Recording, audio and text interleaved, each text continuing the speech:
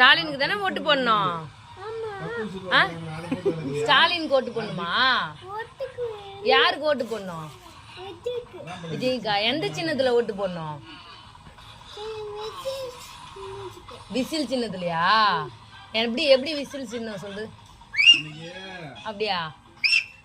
இல்ல அப்பா விஜய்க்கு ஓட்டு போடாதாமே. அப்பா போட மாட்டேன்னு சொல்லுது.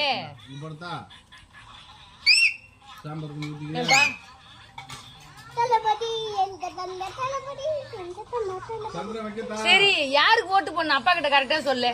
கீழே இறங்கி சொல்ல. யாருக்கு ஓட்டு போடணும்? தளபதிக்கா? தளபதினா யாரு? விஜயா? மீட்டிங் போயிட்டு வந்தியா?